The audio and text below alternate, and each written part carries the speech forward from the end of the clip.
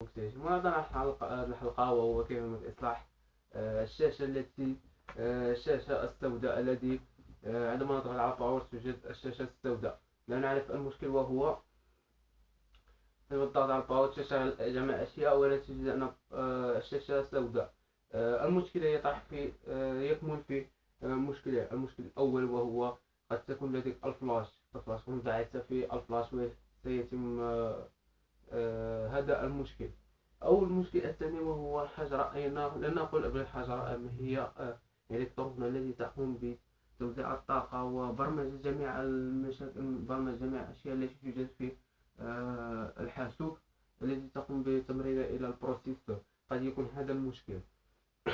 كي نعرف هذا المشكل نقوم بتجربة الشكل الأول. نقوم بالذهاب، إذا كانت لديك خبرة في فلاش تقوم بفلاش للحاسوب، وإذا اشتغلت معك هذه الطريقة، وإذا لا، وإذا وإذا لم تشتغل معك هذه الطريقة فكن متأكد أن ب100% فهي الإلكترونة الصغيرة التي توجد في خلف الحاسوب. تجد هنا تكمن في متسقة مع كارت مير التي توجد في الحاسوب.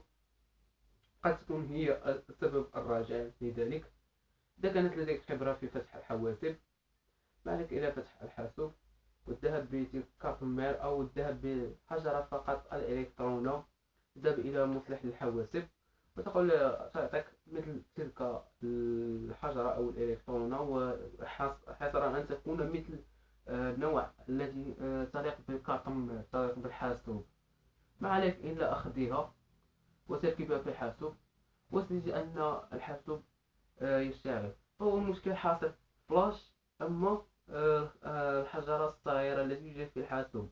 هذه هي المشاكل التي توقع في الحاسوب إذا ظهرت لك الشاشة السوداء. أما بالنسبة للفلاش فهو يعطيك إشارة أنه بل المشكل يقع في الفلاش. الفلاش توجد بعد السوداء، ولكن بعد تشتغل ثم تلاحظ بعد الضوء يشتغل في الحاسوب، تلاحظ الضوء. أما بالنسبة للمشكل الثاني فهو لا توجد أي شيء، لا يوجد أي شيء يشتغل ولكن لا تشتغل الشاشة.